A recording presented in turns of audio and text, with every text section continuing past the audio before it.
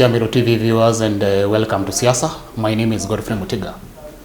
Today we host the South Mendi MP, Honorable Kathuri Murungi, and also an aspirant for the senator seat on UDA. Bwana Mheshimiwa Kathuri Murungi. Yes, Mr. Murungi. Karibu kwenye siasa. Asante sana. All right. Mheshimiwa, most probably I would like us to begin our conversation this way. You have been the MP for South Mendi for a while now. Yes. Have you accomplished the work that you intended to do for the people of South Mendi? Yeah, for sure, been the MP South Mendi for 2 consecutive terms. Yes. From 2013. I was elected in 2017. Yes. We have done quite a lot, especially on infrastructure development of the 2 key sectors that we handle. That is education and security. So we have improved so many schools. We have done so many security facilities across the constituency. We have also educated so many children through the bursary scheme, which has really supported many needy kids. Initially, we were giving a bursary up to 15 million per year, but from 2017, we have improved it to that 5 million Kenya shillings per year, which we share to the needy students across the constituency. Okay. So we have achieved, let's say, 70%. What is remaining, I think my predecessor, whoever will come after me, will be able to continue with what we have, where we have left. Yes. You know, we have had many MPs from 1963, up to almost 60 years to date. So, you know, you cannot be able to finish everything and during your term. That is why now we go for elections all the time, so that whatever I have left, then somebody else should pick up and continue with what we are doing. Luckily, most of the structures that we have been building, this financial, even before the grant to vie for the senator position, we met and did a public participation and agreed the whole constituency that this financial year 2021 2022 we should finish all the ongoing projects. So this financial year you can see us allocating even 4 million to a building so that we finish. I think God was preparing me so that I don't leave hanging structures. So most of the structures or the buildings that we have been doing will be complete this year. If there will be any left, maybe that will need only maybe 300,000, 400,000 to finish. But we are taking stock of all our developments, so that now before I leave, I will leave a very clean file. Thank God, even we have somebody we call fund accounting manager, who is an employee of NCDF board from Nairobi. He's a representative of the board, and actually the accounting officer and the CEO of NCDF funds. So we will take his stock, and whoever is coming, we will tell him or her, this is where we are at the moment. These are the incomplete projects, if any, and this is the amount that they need. So that this financial year 2022-2023, those projects can be factored in. Because actually the policy with the NGCDF is very clear. You cannot start new projects. Even if I leave, any new member coming in South Mendi, you cannot abandon the projects which were started by your predecessor. It's not the policy does not allow that. So you should first finance those ones, and then you can start your new projects. But with that background, Mheshimiwa, someone would ask, why would you leave that seat where you most probably you have chances of winning and go for the Senate? Actually, under 60% chance of going back to my seat. But you see, sometimes there are some other things, other factors, which you consider as well. I think I've performed well in South Mendi. Many people have been asking themselves, why can't Kathuri come even to our other constituencies to offer his knowledge and skills in order to develop other constituencies. One of the reasons is that we really need to change Meru. as a county. I've been around since the first governor was in office, since 2013. We entered into office together. Then again, these other 2017 during the current leadership. Since 2013, yes, especially touching on consultations, and something we call public participation is not well articulated when we are doing our developments in this county. First of all, involvement of other leaders, especially in decision making, is something that has been lacking all through. Since for the 10 years. Since 2013? Since 2013. Yes. For the last 10 years, I think, personally as a member of parliament, yes, I feel we have not been working together with the county government. You know, there are so many things that you can be able to do together.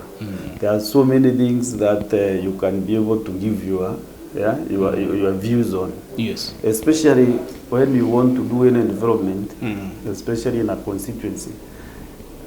Even though we have devolution, devolution does not say that leaders should not consult. Because for 5 years you can work with the governor who does not even consult you or invite you even in one sitting so that you can discuss development. This package that we have with my friend here, Medical Induri, yes, you can see our motto is on consultations and public participatory in our development. We want to consult wananchi. And if you can see what we have been doing the last 2 weeks, was actually we are going around talking to our people. Wherever we are going, every ward that we visit, there are some issues that they are raising, which will form the backbone of the manifesto that will come with as a package. So that now we don't go developing without consulting the owners of these developments. Now, you are going for the Senate. Yes. Why the Senate? You know, Senate is a good house, especially, you know, most of the functions now are involved. My target is agriculture. I've done a lot in reforming tea, reforming coffee from the National Assembly.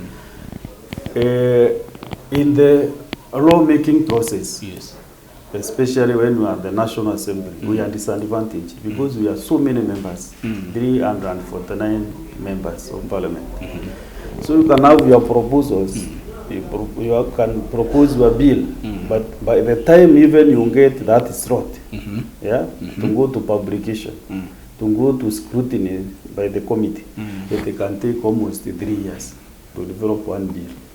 Most of the devolved functions, especially agriculture, can be well handled from the Senate because agriculture is devolved. If I want to change any law on Meru, or to do a law on Meru, on coffee, bananas, it is very easy because you know senators are only elected senators from the county is only 47. So if you can take advantage of that small number, you can be able to develop a lot of policies which will be actually assisting our counties.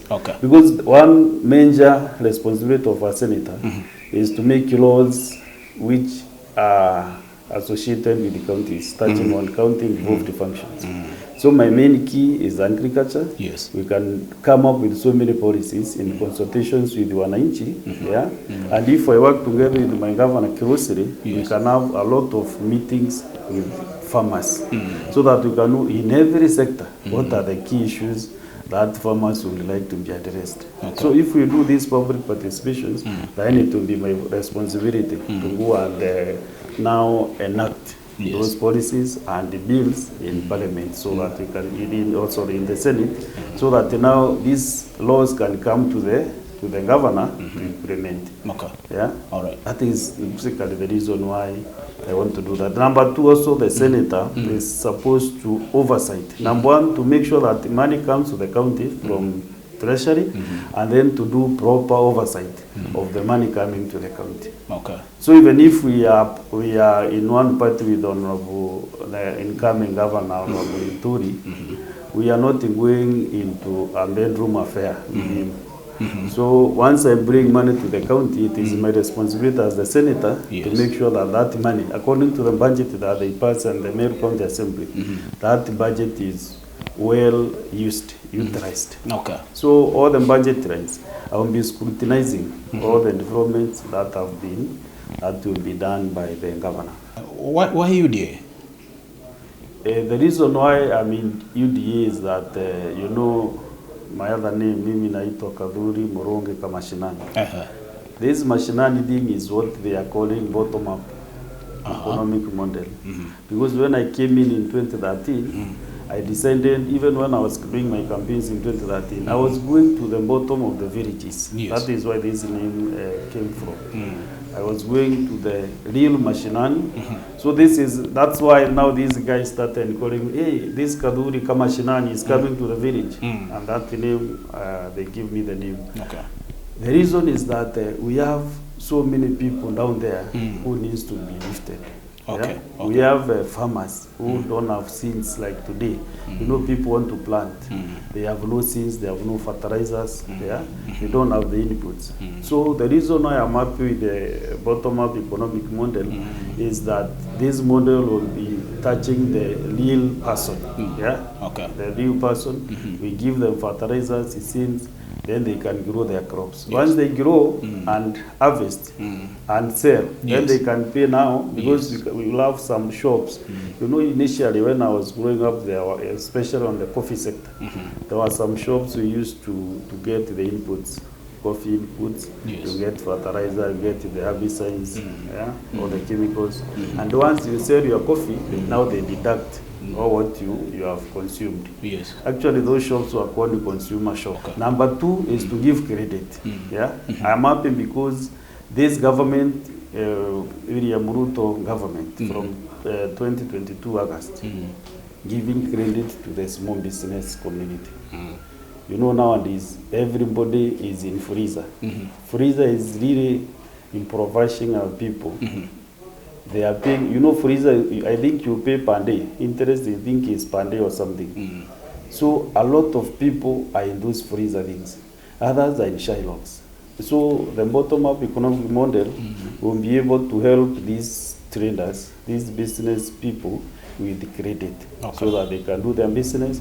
Mama Mboga can take credit from a certain financial institution, even in the morning, go and buy bananas, sell by evening, and return the money to that facility. So you are saying, in other words, the current government has put people into debts. That's yeah. Even the common mwananchi is in debts. The government itself in trillions and trillions of debts. Okay. So everybody is in debt now. Okay. So I think we needed to talk about economy. Unajua sio kila wakati ni kujenga mabarabara, kujenga flyovers. We need to talk about economy. What can a farmer do to get money from mfuko yake? Okay. So that is basically the principle with the bottom up. Yeah, to make sure that people have money in their pockets. Okay. You can have the loans, yes. You can have, like now you see Meru County, you have cab rolls, you know, most of the markets. But does the guy stepping on that cab roll, does he even have umbrella to eat? Okay. A cup of tea. He is stepping on a very nice cab roll. Does he have water? Okay. Yeah? To feed his animals. Does he have water even to drink, even to shower? Yeah? You have very nice cab roll, but at the back of the market, people are crying. So these are priorities which are upside down. So those are the things that are making me to join, made me to join UDA. Okay. Just before we had that question, there was a question I've asked you on the party that you've chosen, and apparently you come from the same constituency with the current governor, who apparently said he was sniffing around and lastly found his way to Azimio and the bus. Why did you not consider most probably, getting into the bus? You know, if my current governor was very wise, he could have consulted. You know, I'm an elected leader. But when he was coming up with this bus, he did not consult any of our members.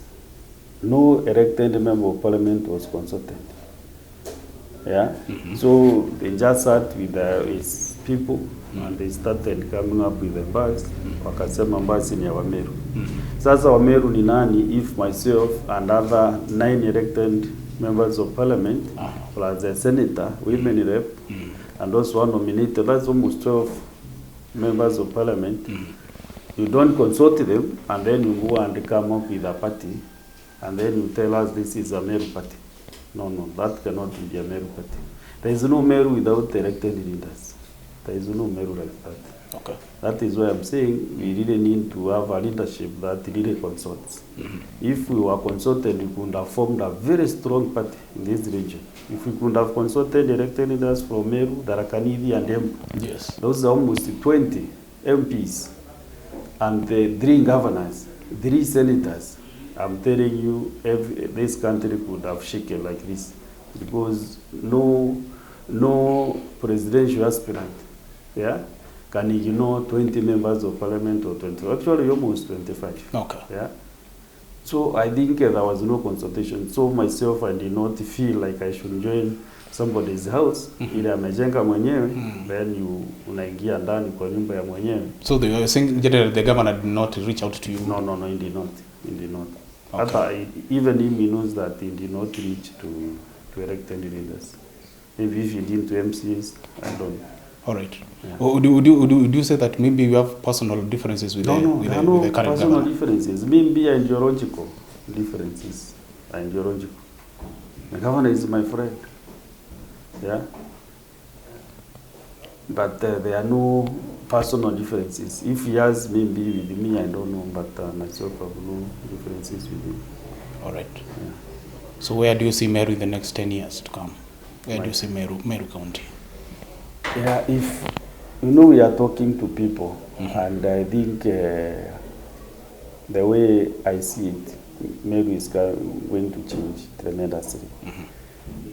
Number one is to lobby for resources from the national government. Yes. We will also involve other environment partners, because county is a government by itself. Okay.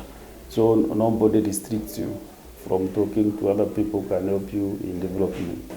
So be reaching to other people even outside this country, organizations, yes, to see how they can support us in health, in education, yeah, in even doing our roads, in doing cottage industries, yes, for our many crops that we grow in Meru.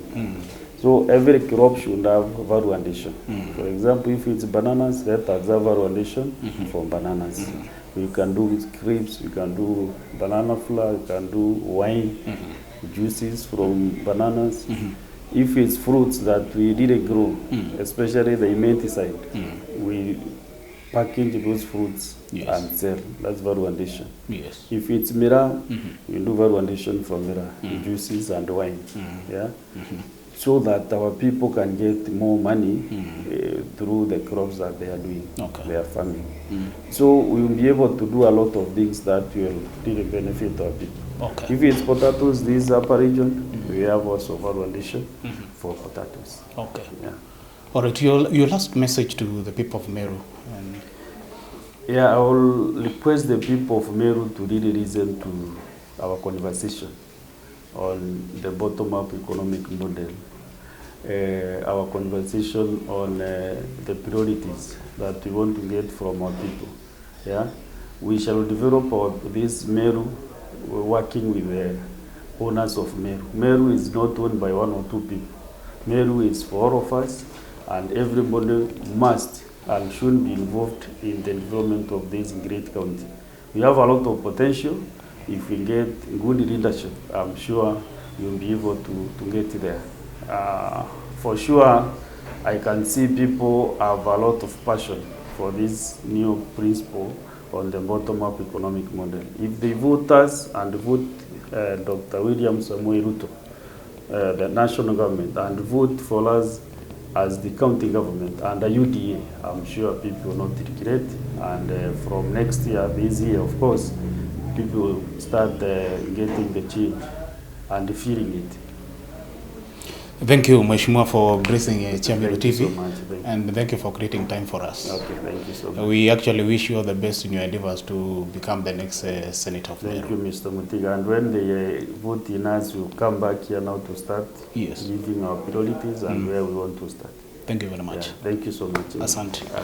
Meru TV viewers, that has been Siasa, been hosting Kathuri Murungi, the MP for South Meru. We want to become your next senator. Thank you for your continued support and your subscription to Meru TV. See you next time.